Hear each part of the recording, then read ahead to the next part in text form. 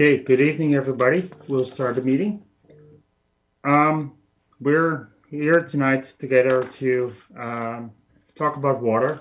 This is the second of events that's called Let's Talk Water. And this time the topic is our Church Road Well development project. And in particular, some technical details about the financing of the project, as well as how the project fits within the larger scheme of our approach to address a water supply deficit here on the Sunshine Coast. First of all, I would like to recognize that we're gathering on the territory of the Sechelt and Squamish First Nation tonight, and I'm really grateful that we can do so.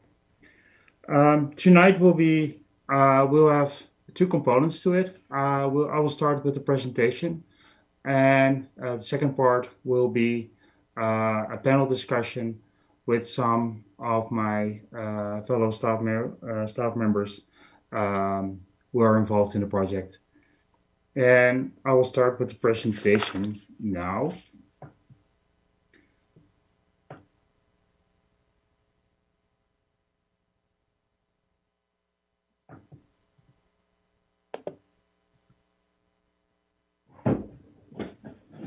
So, as indicated, the topic tonight is Let's Talk Water, and it's about the Church Road Well project. And I will introduce myself. I'm Remco Rosenboom. I'm the General Manager of Infrastructure Services at the SCRD. Tonight, as indicated, there will be a presentation about the Church Road project and more broadly about our integrated approach to water. And it will be followed by a panel discussion. And you're highly invited to participate in that. If you want to do so, please leave. If you're looking at this presentation through YouTube, you need to log in through Zoom. Details are on the SCRD website, and you can ask questions in two ways. Type in your question in the question and answer box, and the moderator will read out the question to the panelist, or you can raise your hand function. You can use that in Zoom, and then you can ask the question yourself. And any questions that you submit during the presentation will be incorporated in the panel discussion. So tonight, there will be an update on where we are at with the Church Road Well project. Actually, the work that we're currently undertaking is called our Phase 4A, and we started working on this project back in 2017 when we started exploring where there would be potential for increasing our water supply on the coast through the development of new production wells. In 2017, we started with that work. In 2018, we drilled some first wells, and this was one of the sites where it was determined that there was a potential to actually produce production wells that can really help us out in addressing a water supply deficit. So last year we drilled another well in the area, and as part of where we are currently at is we're seeking the voters' consent to borrow the funds we need to construct the project. We are the drilling of the second production well is actually currently underway. And as well, we are trying to obtain our water license from the province so that we can take our well in production as soon as possible. And we are completing our final design and obtaining any construction permits we need. And we're really having an expedited schedule to get this project completed as soon as possible to address the water supply deficit on the coast and to increase our water supply during droughts and dry summers as soon as possible. And but all, of course, is dependent on if there will be any delays in upcoming months and year due to the current pandemic. So talk about the first item, the voters' consent. Since June 5th, there is an alternative approval process launched. It's to seek electoral approval for the SCRD to get a loan up to $9 million to complete this project. And you only have to submit a response form if you're opposed to the loan to the SCRD seeking the loan. And information packages can be found online at the website indicated here, as well as in person at the SCRD office at Field Road. And any forms, completed forms, will need to be submitted at the SCRD before July 20 at the end of the afternoon. So we estimate that the project can easily be completed within this $9 million. But we ask for approval to go up to 9 million so that we have the room to address any unforeseen costs within the project. Where is the project located? It's located at the corner of Elphinstone and Church Road in the Granthams area. It's close to where the Granthams Hall is. And as you can see here in the display, there is currently one well. Well one is drilled in 2018, and that's will be our monitoring well. So we won't draw water from it for public consumption. Well 2 is currently in place, and well 3 is currently being developed as we speak. And one of the things that we have to do in order for us to actually use this well for our water supply is to get a water license from the province. And as part of the water licensing process, we have to ensure that there are no impacts to the environment, no impacts to other water users in the area, that there is no that it is sustainable to draw a certain amount of water from this well long term. And that really has to do with how quickly is the water getting from through the ground from the slopes of Mount Elphinstone to the well, and are we not depleting the aquifer? And all those kind of things are being considered by the province when they review our water license application. And we're hopeful to receive our water license applications, our water license at the end of this summer. As indicated, one of the things we need to make sure that there is no impact to is the creek, Soames Creek. Soames Creek is located very close to where we have our wells, and the analysis complete to date indicate that if we divert from the aquifer the amount of water we are hoping to get out of it, there might be a slight impact to the flows in the creek. And as part of the water license application, we proposed how to return water from the wells to the creek to make sure that there is no impact to the ecosystem.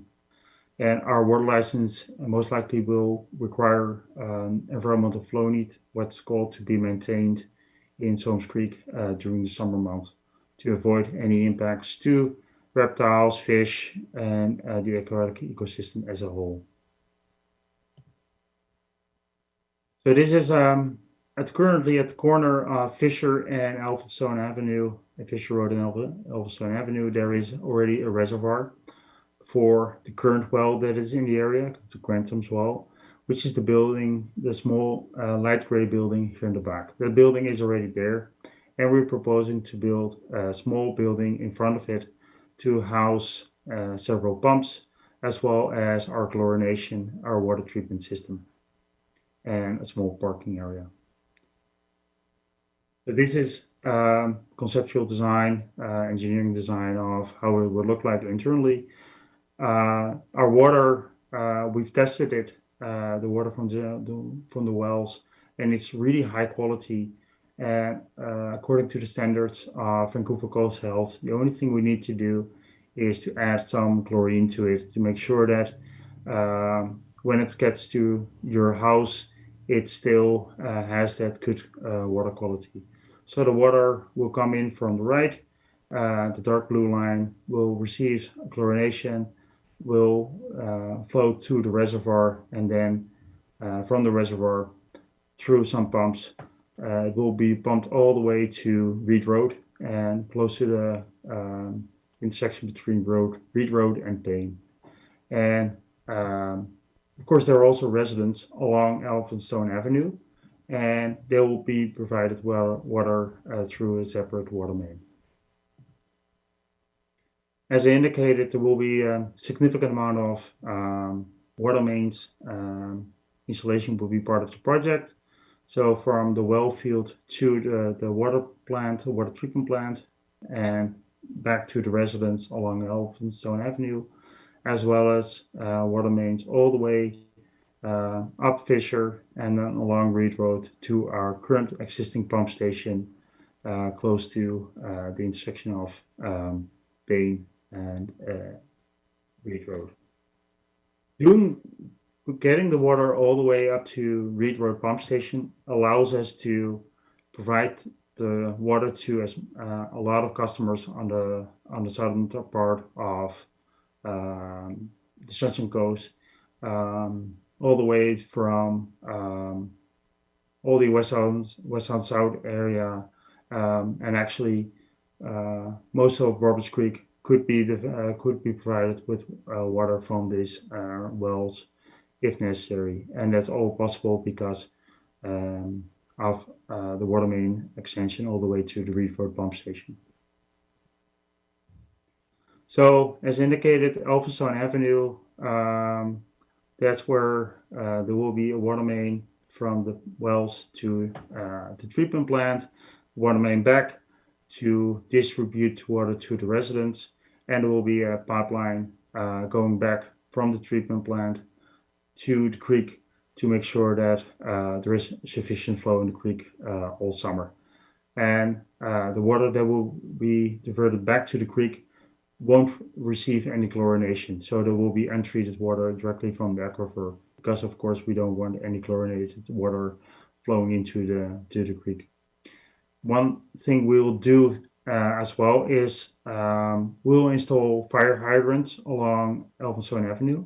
Currently, there are no hydrants along Elphinstone Avenue, so this project will actually improve the fire protection for all residents along Elphinstone Avenue, which could also be a benefit for the insurance, from an insurance perspective for the residents. So from the reservoir, we go up Fisher and then along the north side of Reed Road. There's currently a ditch, and the intent is to run the water main underneath the ditch, and then close to Trolley Place, the intent is to move it over to the south side of the road, and then along the south side all the way to our reservoir and pump station at Reed Road.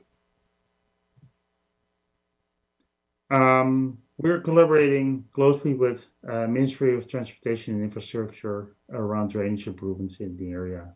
The SCRD as well as the ministry are fully aware that there are drainage issues in the area, and the ministry recognizes that there is an opportunity because of this project and all the work that we're doing along Reed Road and Elphinstone Avenue and Fisher to explore options to divert water from away from Soames Creek. And so we work closely with the ministry to see where we can collaborate to improve the drainage. And MOTI, the Ministry of Transportation Infrastructure, indicated that they are the primary contact for any drainage concerns, and they will connect back with us and work with us to find any collaboration opportunities there might be.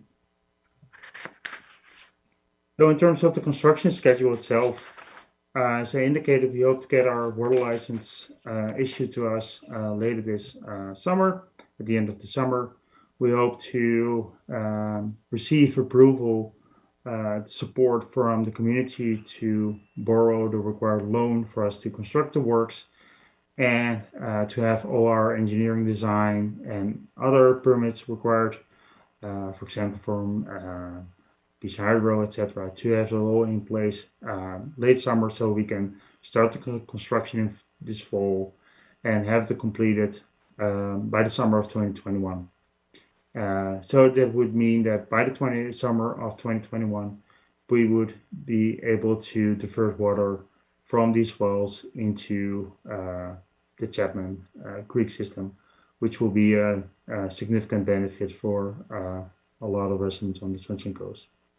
And as I indicated, all this work that we're currently doing is called Phase 4A, and the construction itself would be 4B. The reason why we do the work in the winter is because to reduce the impact of all the water main work on residents that are going and tourists that are going back and from the ferry and are using Reed Road and other roads in the area. And it would also allow us to be completed, the construction be completed next summer. This is a picture of some water main replacement that was completed last year in the area, and it's clear that during water main construction work, it's highly likely that there will be one-lane traffic only in the area, unfortunately. So one of the things that will be the result of this project as well is that several water systems we currently have, which are separated, which are the Chapman system, the Grantham system, and the Soame system, will be connected to each other. As indicated, this will be located in the Granthams area, but through the connection to the Reed Road pump station, we'll connect it to the Chapman system. Currently, the Soames system is receiving water from the same aquifer, but from a different well just on the other side of Soames Creek. As part of this project, the two systems, there is already an existing connection, and we'll use that so that Granthams and Soames will continue to receive water from the aquifer as they currently are doing, but also Chapman system will receive that water as well. One of the things, as I indicated before, there is currently already a Granthams well just behind Grantham's Hole. That's an old well which is outdated and is not meeting the current legal requirements anymore for wells. So as part of this project, we are going to decommission that well, after we have the new wells online, and take it completely offline. This was something that would needed to be done regardless of this project moving ahead or not. And by constructing these new wells, it's a good opportunity to decommission this well after the new wells are completed. So, in summary, this project would result in a significant reduction of our water supply deficit by 2020 by 50%. So it would reduce the water shortages we have during the summer in amount of water by 50%, which is huge. The same amount of water, the same quality of water, good quality of water that residents from Granthams and Soames are currently enjoying, they will continue to enjoy that. Any impacts to Soames Creek will be fully mitigated. Otherwise, we won't receive any permits from the province. Construction, as indicated, is expected to start early fall 2020, with commissioning of the well field in summer of 2021. We will upgrade a significant amount of water mains in the area and install hydrants.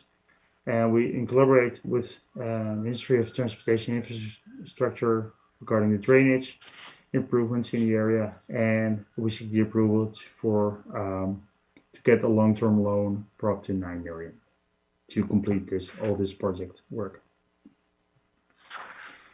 Now a little bit more of how this project actually fits within the larger integrated approach we have towards water. As indicated before, this project, the Churchward Well project, will increase our water supply. So we're looking for other sources, new sources to expand our water supply. We're undertaking several operational improvement projects as we're focused on conservation. It's really the three pillars that are of our integrated approach: finding new sources, improving our operations, and conserving water use. So our water supply deficit is really the amount we're short water to sustain a long drought rich summer. This summer we were lucky so far that I'm looking outside of my window that we received a significant amount of rain as of yet. But there has been numerous summers in the last several years that we were not that lucky. So the water supply deficit is really the amount of water we are short to sustain a long dry summer, and to avoid that we need to go to level stage 3 or 4 watering restrictions during those months. So this project will really reduce that water supply deficit by 50%, which is a significant improvement. And but more is needed. But we're definitely this is definitely a big improvement.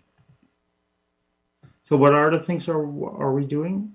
This year we're testing 5 new sites along the coast to see if we can initiate similar projects on those locations.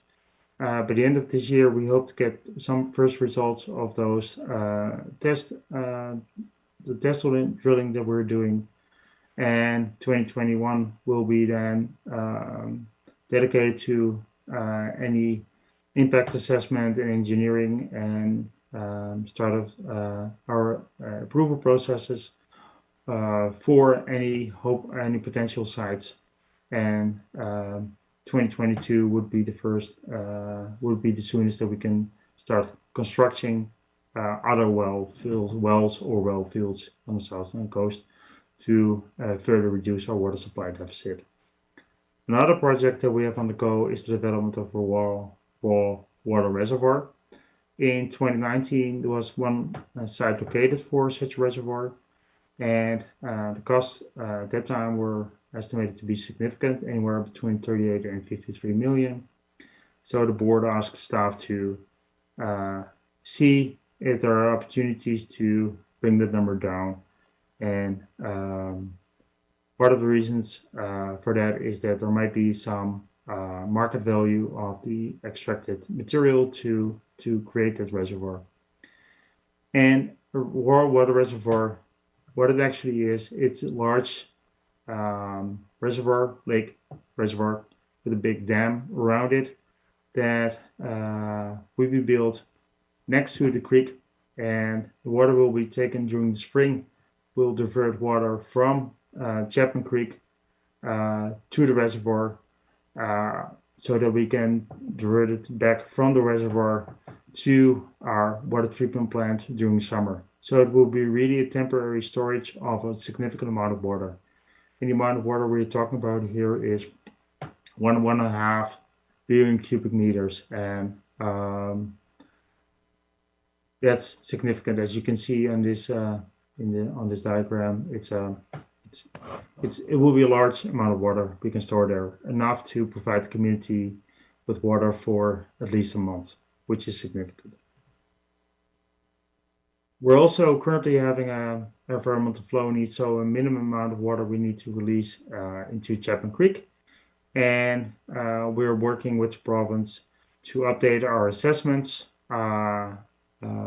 that were used to determine that environmental flow several years ago. And we're hopeful that will allow us to reduce that amount that we need to release in the creek during certain times of the year that there is not a large impact or no impact to fish. Currently, we have to release 200 liters a second year round. while the 200 is actually only needed to support migrating fish that are migrating back up through the creek. So maybe in June and July there are opportunities to, when the fish are not migrating yet, to release a little bit less water, for example 150 or 180 liters a second. We're currently working with the province on those assessments. In terms of operational improvements, the water metering program is well known. The installation of water meters, the program really supports our management of our system.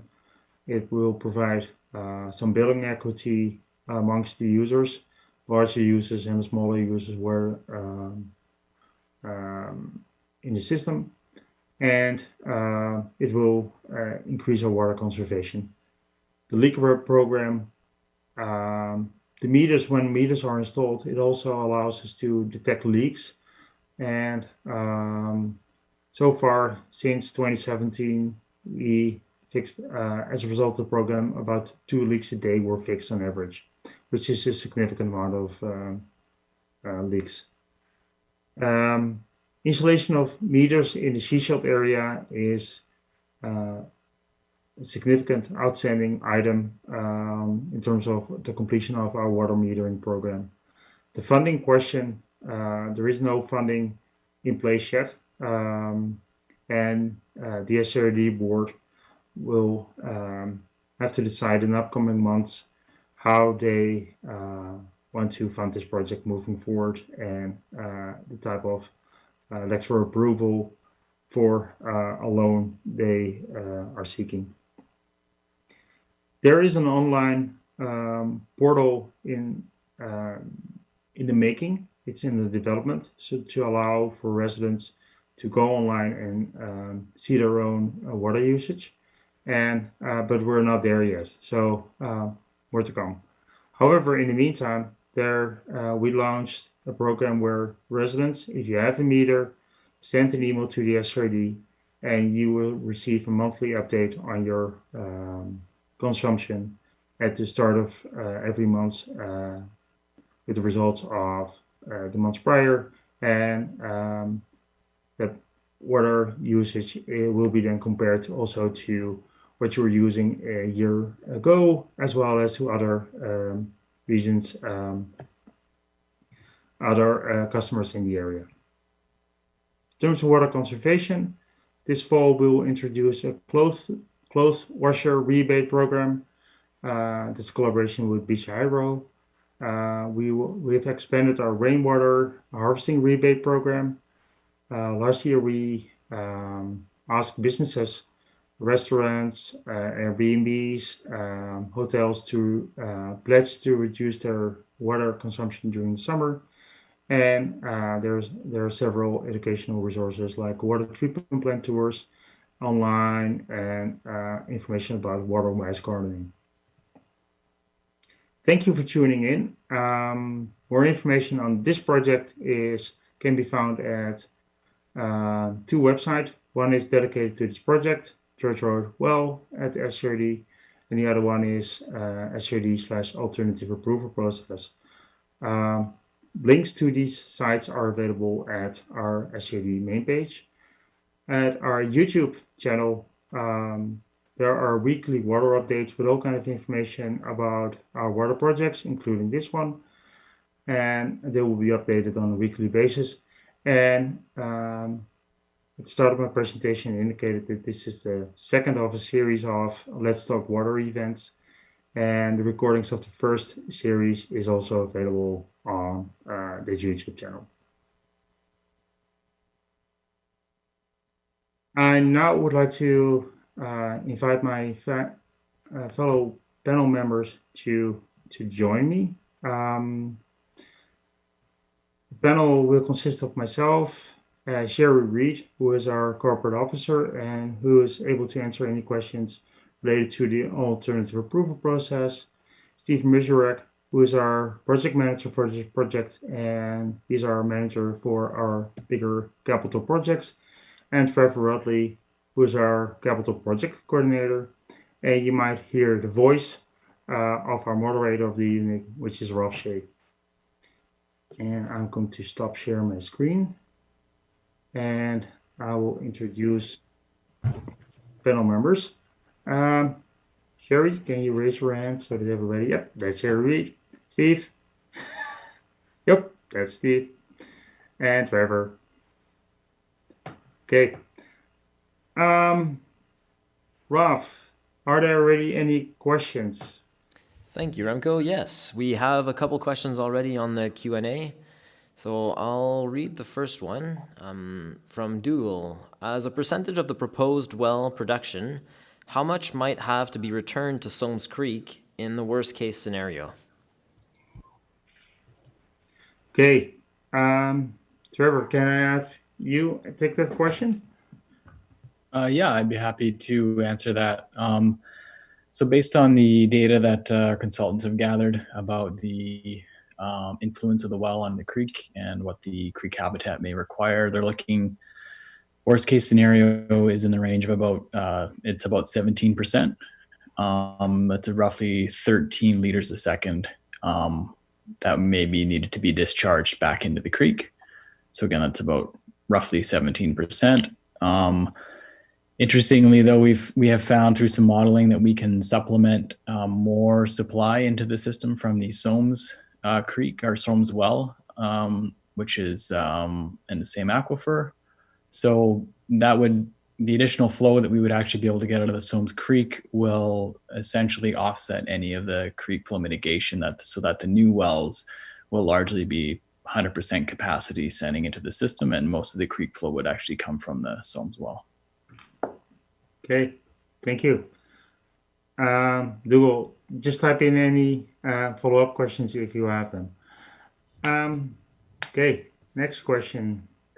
Great. So we've got another question here from Dougal as well. And this is, where are the 5 new sites located that are currently being explored? Okay, Steve, Trevor, who of the two of you can answer this question? Sure, thank you, Remco. So yes, the 5 sites, there's actually 2 in the Grey Creek vicinity that we're looking at. And then there's 1 in the Roberts Creek area, 1 in the Porpoise Bay, 1 in the Langdale area, and then there's also 1 in the west portion of Chester Creek in around that vicinity. Those are the sites that we're looking to do additional studies and stuff like that, and test drill wells hopefully throughout the course of this summer into the fall this year. Okay, thank you, Steve. Thank you. So we've got another one here from Doug Martinson. And what is the impact of logging and mining on the Elphinstone recharge area? Maybe I will start with answering that question, and others can, of course, join me. In terms of impacts of logging and mining, the sustainability of groundwater is always related to the amount of water that can recharge in an area at a higher elevation into the ground. So rain falls higher up in the mountains, and you need to sift into the ground, and then that's where an aquifer is recharged. Logging could have the impact that there is more surface runoff of water instead of that it is that is able to infiltrate into the earth so that it can recharge a mine, an aquifer. And so logging up higher up in a watershed might always have an impact. Currently, the lag time between, let's say if there's currently logging happening, any impacts on the watershed for this creek are determined. It will be more than 50 years before we would even see anything in this watershed as a result of current logging activities. So 50 years is a long time, and climate change and all those kind of factors might play a role as well if any logging activities would actually impact the aquifer. So we looked at it, and we assessed it, and as it's based on the current information we have, there's no reason to assume that any current logging activities might be reason to not proceed with the development of this project as we speak, as we know that it will provide good water to the community for decades to come prior to any impacts potentially showing up. Thank you. We got a question here from John Henderson. What specific activities have been undertaken over the last 6 months to detect leaks in the mains? Okay, I will start with that one. In terms of leaks in our water mains, this is a question that's a little bit less related to this project in particular, but more to our general approach to integrated approach to addressing water supply deficit.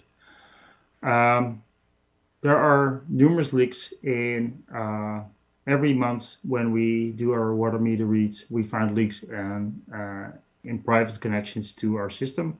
Sometimes those leaks are as large as 30, 40, and last month we even had one at 60,000 liters a day that was leaking out of a private well site, out of private connection to a resident, and the resident wasn't aware of that. So the leak detection program really find big leaks. In terms of the water mains, we're finding them as well. We have several tools available to find leaks in our own distribution system. And we are currently testing and exploring if we can some new equipment that is on the market now, and any opportunities we see to improve the way we detect our water mains. Leaks in our water mains will be incorporated in budget proposals for next year.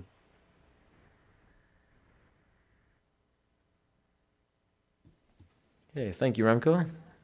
We've got another question here from Dougal. Assuming the full $9 million over 30 years were taken, what would be the approximate annual tax increase per property in the service area? I will have Sherry answer that question. Thank you. So the parcel tax has been estimated at approximately $34.45 per parcel in year one. And this estimated cost is based on debt servicing divided by the number of parcels in the area. And the amount is approximate because it can vary depending on the amount of interest at the time when we do the borrowing, and how those rates may change over the years with MFA. So it is an estimation at this point.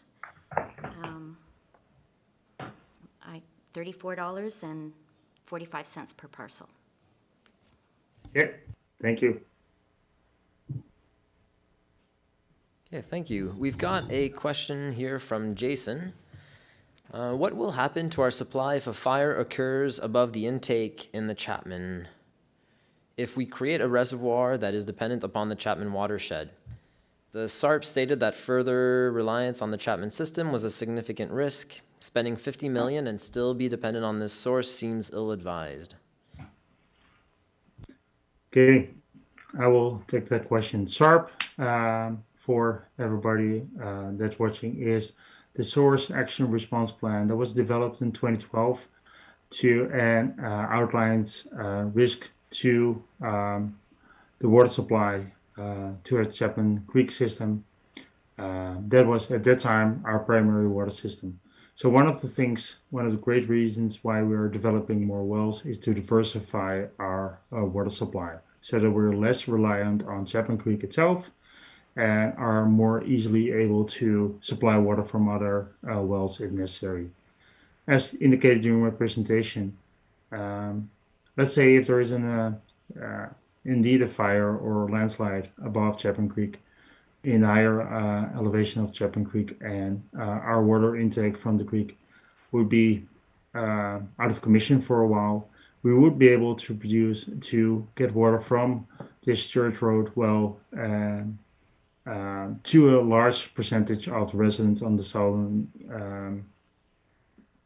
on the south coast. And if needed, that can also include a ton of Gibsons. There's no reason why that's not the case in an emergency situation. That's why we're also exploring other wells this year to see if we can develop similar well systems elsewhere so that we have a good backup and create the redundancy we need for a Chapman system as required. The reservoir itself, the raw water reservoir, would actually allow us to be less reliant on Chapman Creek because we can fill it at any time during winter months, 10 months out of the 10 or 9 months out of the 12 months, we can fill the reservoir. And if there's a fire during the summer, we have enough water in this reservoir to take us a long way. So actually, it would make us less reliable on the current state of a fire or landslide in the upper watershed of the Chapman Creek. And in combination with the development of wells, we are actually aiming to increase our redundancy and reduce our liability in terms of any risk to impacts of fires. Okay, Ralph. Thank Do you you. have any So more? we've got one more question here, and it's how many are attending this session? I can take that one. Right now we've got 24 attendees and people watching the YouTube live event. And with these events that we've done in the last few weeks, we've seen about 100 to 2 or more watch the recording in the following weeks. So we'll see where the numbers end after a few days here. And with that, oh, I see a follow-up question here from Jason. 6 weeks water supply will be insufficient time for the watershed to repair after a fire, and we have insufficient water from other sources to meet the lost supply. So that seems, yeah. I think that it's a fair statement that at this point in time we're not there yet. And that's why we're working towards developing as many as big a variety of sources we can. And there is no decision made on the Water Reservoir project. Maybe I forgot to explain that, but we're currently assessing the feasibility of that, and further information on that will be provided to the SCRD board later this year.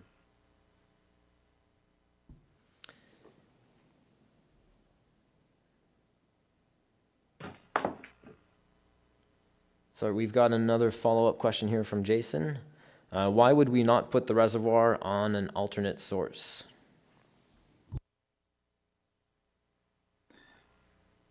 Thank you for the question again, Jason. We currently are focusing on Chapman because we know that there is enough water there in the spring to actually fill a large reservoir, a reservoir of this size. And it also has to do with the proximity to our water treatment plant. This reservoir that we're currently exploring is at an elevation, so that the water from the reservoir can feed into our treatment plant during the summer without the use of any, primarily with gravity. So it's really the proximity to the treatment plant itself, why we are currently focusing on the Chapman Creek system instead of other sources. Other sources would require an entire new treatment plant to be built, and so it would only increase the cost of the project. However, we will continue to look for additional sources beyond what we're currently focusing on.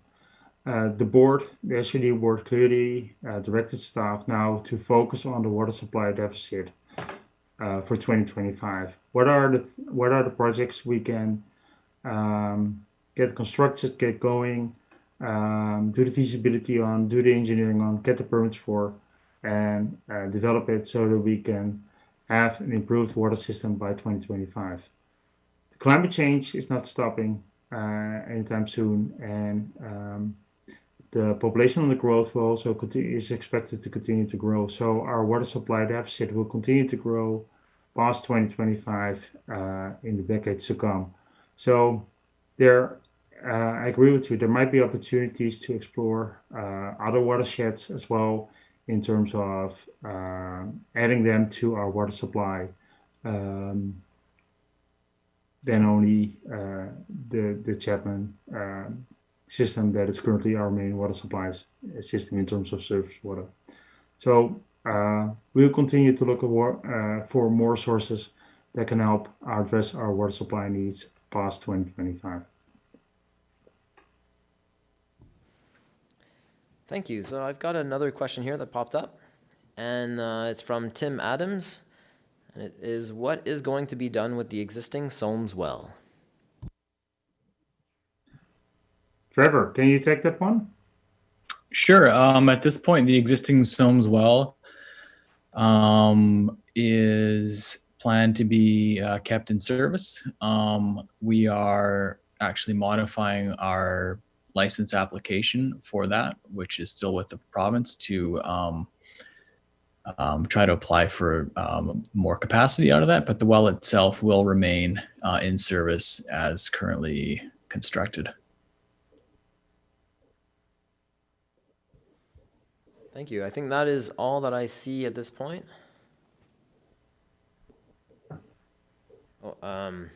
Yet another, so another question here from Jason. If there is a fire in the Chapman in late summer or fall, will it prevent the filling of the reservoir over the winter or spring? Thank you for the question. I think that's an answer that I'm currently not able to provide yet, because we haven't finalized exactly our design and our intake requirements. So this is something that this definitely is something that we have to consider moving forward in terms of risk to filling the reservoir, how long will it take, and it all depends on the type of infrastructure we're installing. Depending on the infrastructure, we can fill it within a couple of days, or so that if that's the case, then we might that the answer might be there will be less impact, but because then we can do it late spring. But it all depends on engineering decisions that still have to be made. Great. So that's all that I see at this point. On the Q&A, then the discussion board. Okay.